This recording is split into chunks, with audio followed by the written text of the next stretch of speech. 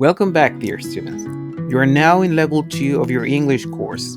As you might remember, this course is online and asynchronous. This means that we do not have online sessions through Zoom or any other video conferencing platform. And it is for this reason that your main source of information is your professor. Nevertheless, your professor may offer virtual office hours for consultation, or you might as well request during session to your English coordinator assigned to your campus. One of the first things that you should do is to look for your course's NRC, which is a 4-digit code next to the course's name. For example, LCE002 7979. Then, you need to pay attention to who your assigned professor for the course is. Please note, your instructor is not to be confused with your campus's English coordinator, who oversees your professor. Why is this information important? Because in the event that you contact your professor, the more information you can provide about yourself and your problem, the easier it will be for us to provide an answer to your inquiry. Don't forget that professors have sometimes more than one course assigned to them. Remember that there is an established communication protocol when it comes to contacting your professor and waiting for a response. You should wait for at least 24 hours, and if you don't receive an answer within that time, or the one set by your professor, you should contact the English coordinator from your campus. We highly suggest following this protocol before contacting the head of your program first. If I don't have classes, how am I supposed to learn?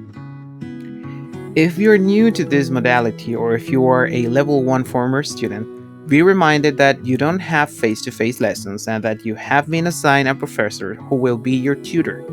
Your professor will be monitoring your work, sending weekly reminders, and providing all the necessary information and materials so that you can pass your English course with flying colors.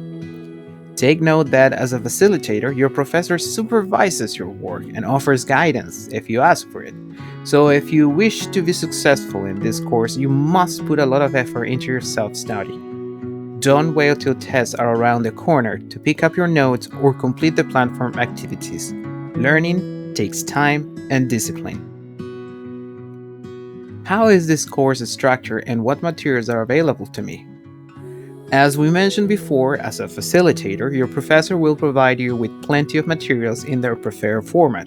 For example, the program for your course contains a description of the units covered, the learning outcomes for your level, the methodology, formal aspects of the level, and any other elements that are relevant to your learning experience. This is considered induction material, and we highly recommend that you read through all the files you will be given throughout the course as well.